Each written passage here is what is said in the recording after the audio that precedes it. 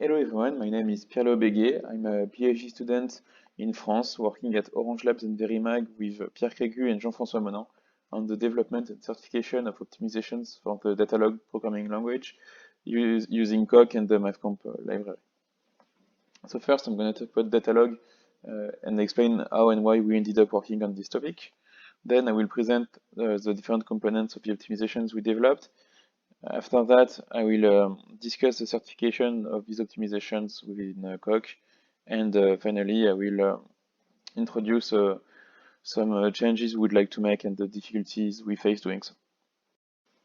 Okay, Datalog then.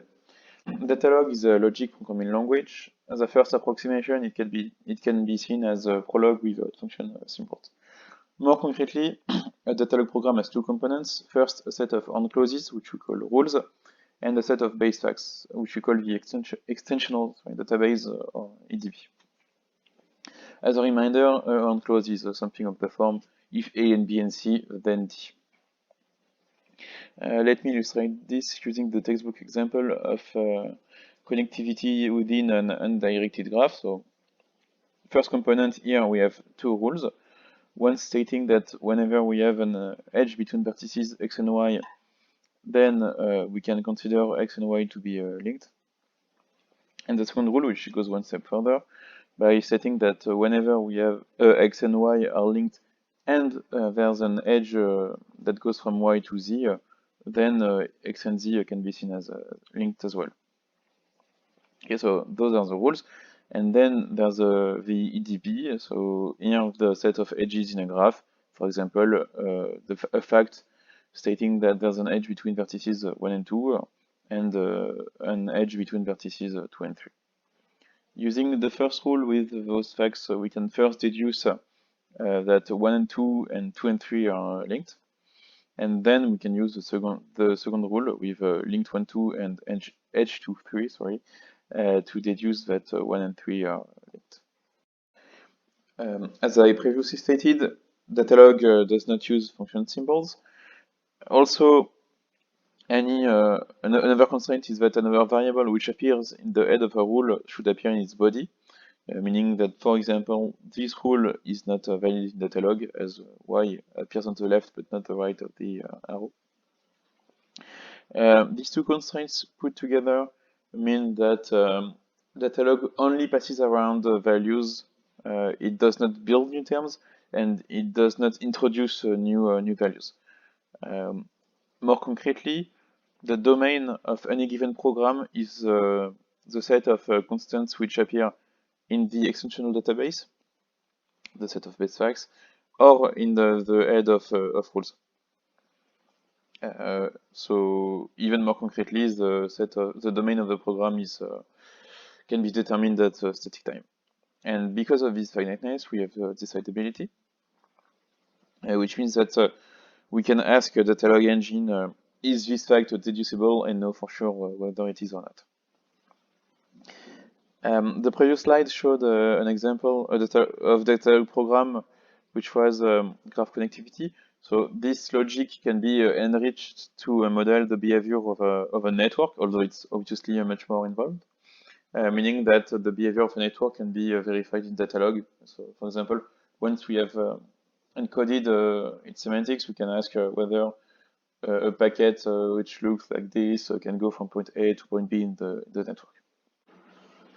Unfortunately, this approach does not scale natively, the main reason being that one has to account for the headers of packets, which impact the way they move through the network, and each header consists of several hundreds of bits, which leads to a state explosion. That's why other people introduced a Datalog engine tailored for network verification called Network Optimized Datalog, or NOD. NOD introduces many modifications to scale, but we're gonna focus on the one that's most relevant to us, which is called differences of cubes, and is a data structure they use. This data structure is based on ternary bit vectors, by which we mean something that looks like this, a vector which uses zeros, ones, but also a wildcard. So that, for example, here, this bit vector represents any 4-bit vector which starts with 1 and ends with 0.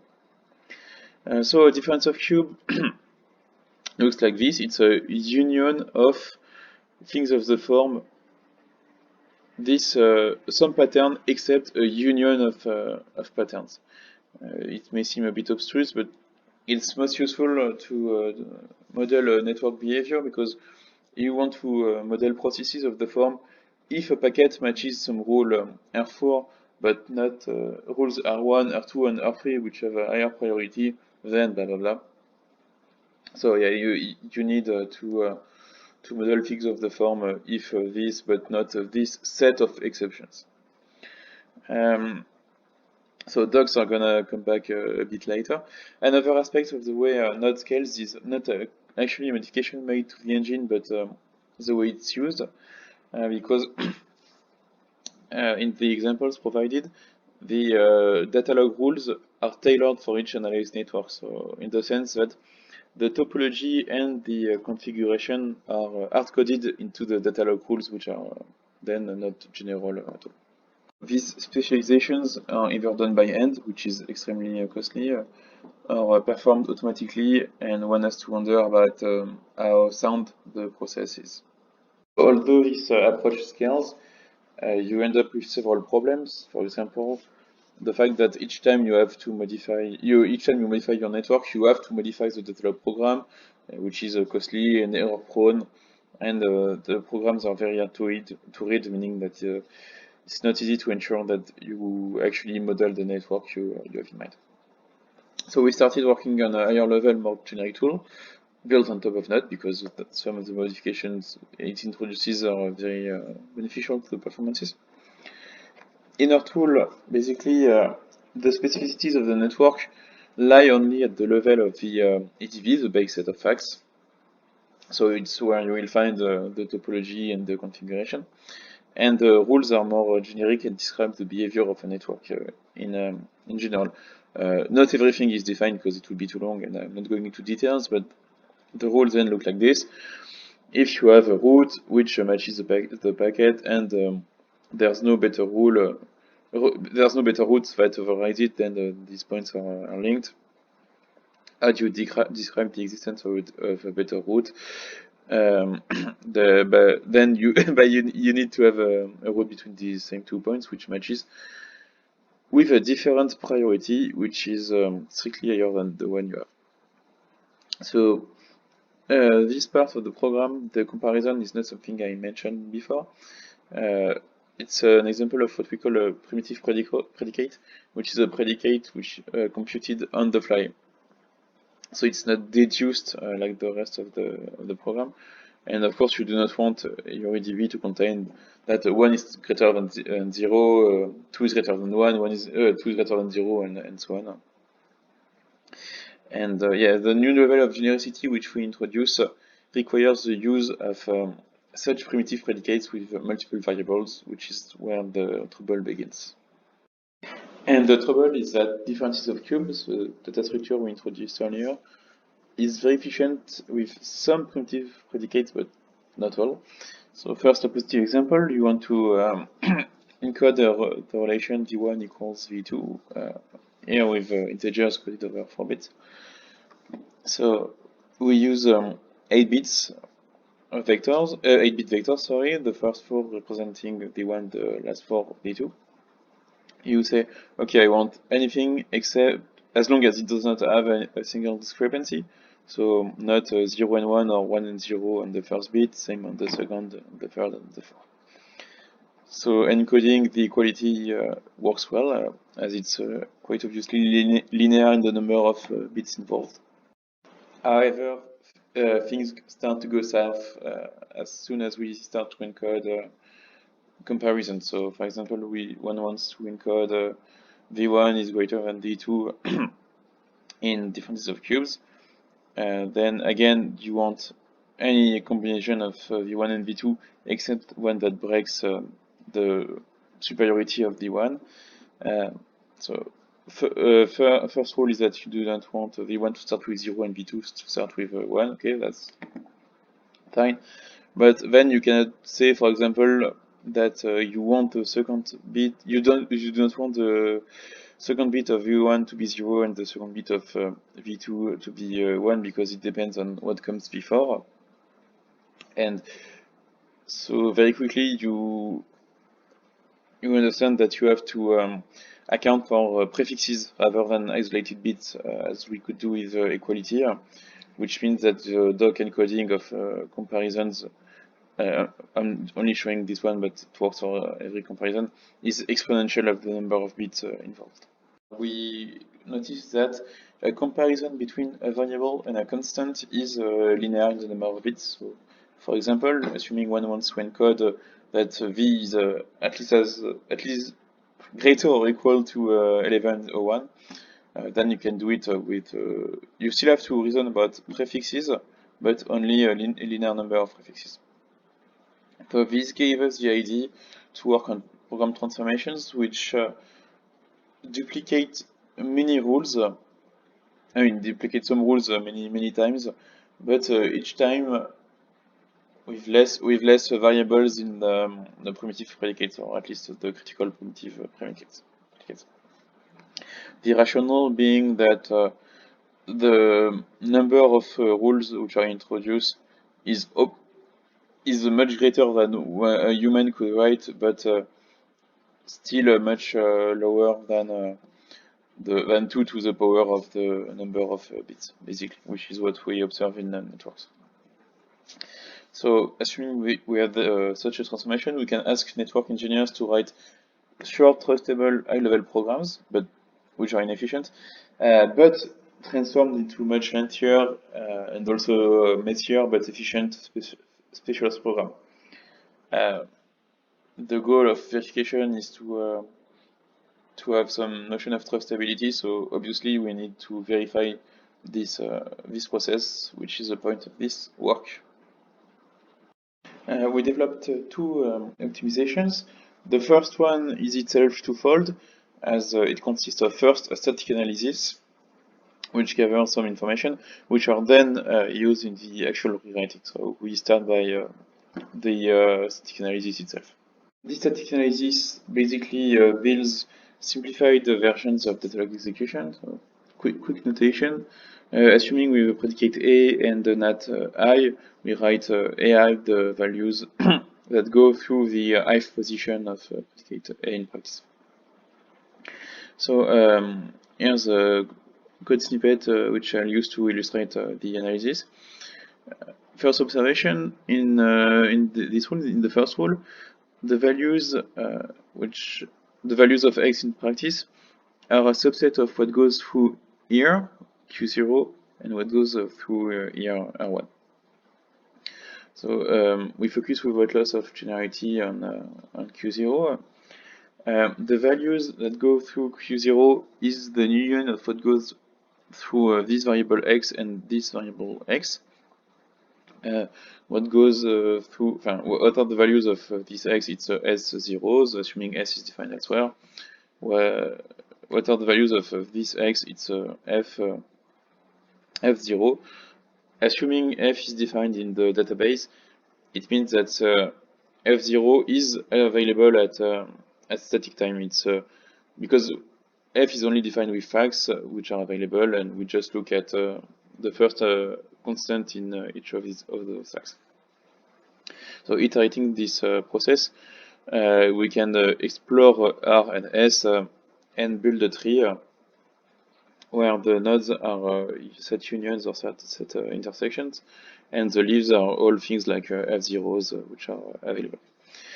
So this will give an approximation of the values of x in practice.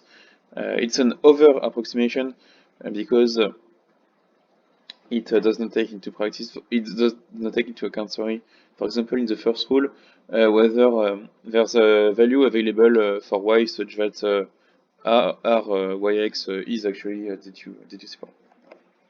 So to give you some a small figure, we end up with trees that look like this. It's a very simple and straightforward principle. However, one of the core features of datalog is recursion, and this analysis in the presence of recursion will obviously loop. So how do we deal with that? The idea is that we associate a program location to each node in the tree and forbid to have a program position which appears twice, not in the tree but in a branch. So why do we do that?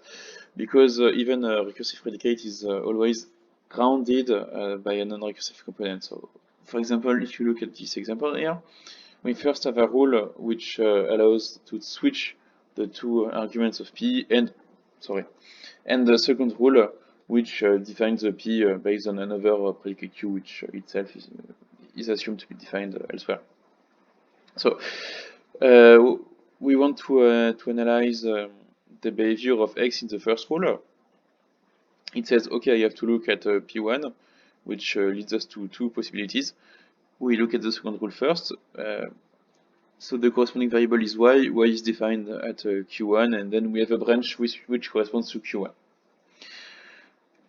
We'll go back to the first rule. So we are at variable y, which leads us to P0. Okay, P0 is defined in two rules. In the second rule, it's defined at Q0, so we have a second branch that explores Q0. And if we go back to the first rule, it leads us to P1, which was our starting point and was already explored. So this third branch is simply cut off and forgotten, and we end up with a tree that contains two branches, or two sets of branches, one that corresponds to Q0 and one that corresponds to Q1, which is the exact definition of X. Okay, we can now move on to the transformations. So the first transformation is closed duplication. It assumes another approximation of the behavior of one or multiple variables in the program, which may be provided by the static analysis introduced just before, but also by another mechanism, because the two are developed and certified independently. So we assume another approximation, and for example, this program here, which has apart the comparison between x and y that's inefficient because of the number of variables involved. And finally, assume that x here is approximated as 1, 2, 3. The set of values for x is approximated as 1, 2, 3. Then we can simply replace this rule by the three rules here, three specialized rules. The program has the same semantics because anything that could happen with this rule is captured. It even has the same semantics if the subset is strict. So, for example, assume that the 1 could not be used to instantiate x in practice. It's okay because the body of this rule still has to be checked and won't be, meaning that this rule, which was not necessary, is harmless. Okay, so that's the very simple principle behind the closed instance. We have a second program transformation, which operates on predicates which are partially defined. So, for example, something that again looks like this. If P is defined only using these rules, then we know that we will never have a fight of the form P4 something or P5 something. And in such cases, we can introduce new specialized predicates such as P1, P2, and P3, and replace these atoms here by these ones here.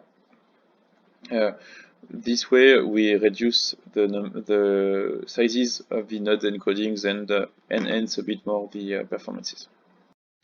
Now, the analysis and the two transformations are all pretty straightforward, but still have to be checked within Coq. So I'm not gonna talk about the whole process. There will be a lot to say. I invite you to read the paper, which has some details and goes a bit deeper into the proofs. I'm just gonna present some highlights. So luckily for us, some very courageous people had already developed a Coq implementation of Datalog, which we use, of course, for our own development. We had to make some extensions, the most generic one being the introduction of trace semantics for Datalog. which we defined on paper and implemented in Coq. The base idea for this trace semantics is that the nodes of the trees are a pair consisting of a rule and a substitution, which represent the use of a rule, and the leaves are facts taken from the EDB, the initial database. So basically it would look like this. Again, on the right we have the program of encoding graph connectivity. This tree is the deduction of linked 1, 3. So at the leaves we have the R2 base facts. There's an edge between vertices 1 and 2, and there's an edge between vertices 2 and 3. Here we use the first clause, which we write C0, and the substitution that maps x to 1 and y to 2, which gives us a rule linked 1, 2, edge 1, 2. Edge 1, 2 is provided just below. So this is a deduction of linked 1, 2. Then we use the second clause with a substitution that maps x to y, y to 2, and z to 3. Sorry. On the left, we have a deduction of linked 1, 2. On the right, we have a deduction of edge 2, 3, and then this whole thing represents a deduction of linked 1, 3. Okay, going back to the slide. So we, as I said, we implemented this in Coq using an operator which we verified. So we have two theorems which look like this. The root of every tree in the trace semantics corresponds to a fact in the usual or normal semantics, which is then the soundness. And for every fact in the normal semantics, there exists a tree in the trace semantics whose root matches or represents a deduction of the fact. So that would be a completeness. Another specificity of the work is that, as I said before, the dialog is, we should say, deeply finite. So the development we use made an extensive use of the fin types of mathconf and the set notations of mathconf to have computable, readable definitions, which we did as well. We tried as much as possible to have everything finite in our development. That includes the trace semantics. So which we encode as so-called semantically bounded trees. So that relies on a fin type we introduced earlier, which is a type of trees where there's no repetition within branches, and assuming the node type is a fin type itself, this is a fin type. Concretely, this means that the same pair of rule and substitution is not used twice in a single deduction, meaning again that our trace semantics, at least its implementation, does not capture every deduction, because you cannot have looping deductions, but it captures enough, meaning that we have the completeness limit I introduced earlier, which itself does not say that we capture everything. The idea behind that is pretty simple. Is that you do not need to be able to loop in the traces, because doing so means that you are deducing a fact f within the deduction of a fact f, which is useless, and you should just use the inner deduction and iterate this process until you reach a deduction-free tree. So these were just fun facts I wanted to mention.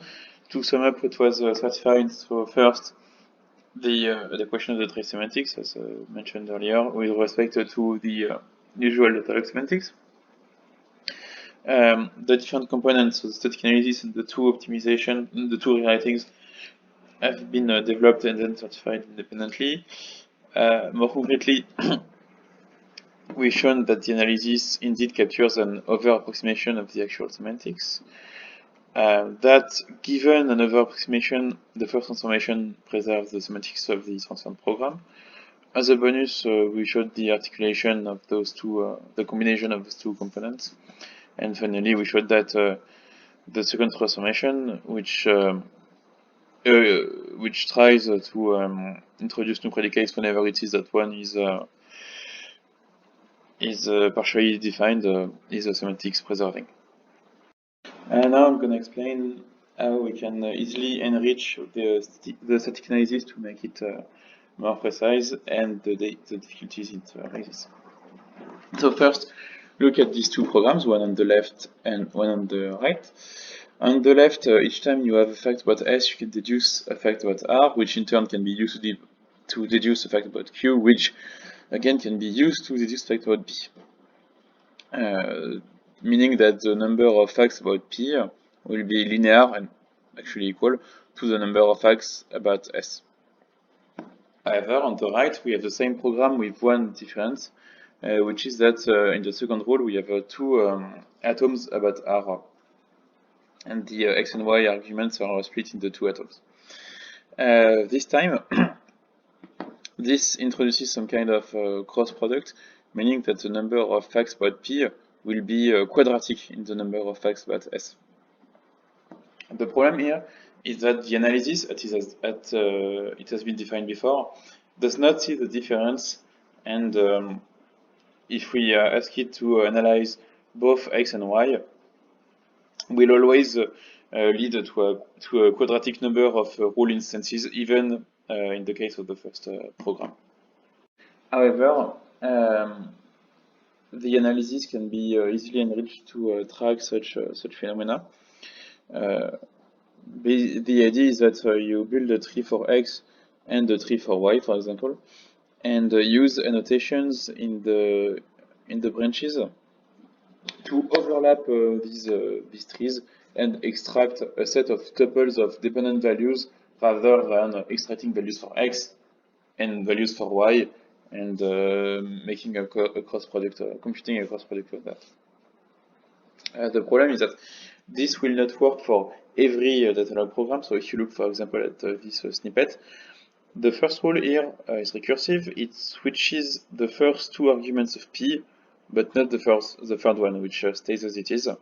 And the second rule defines P with respect to Q, which is assumed to be itself defined elsewhere. If one tries to use this dependent analysis on both X and Z, for example, due to the fact that we cut off big loops as soon as they appear to deal with recursion, this will the overlapping won't work either, and completeness will be lost in the sense that we will lose some values which may actually appear in the program. It might be possible to make the analysis more complex to properly deal with this kind of phenomenon, but we look at the problem from another angle, which is that we were able to show in Coq, formally show, that this principle of so-called dependent analysis works on programs without recursion.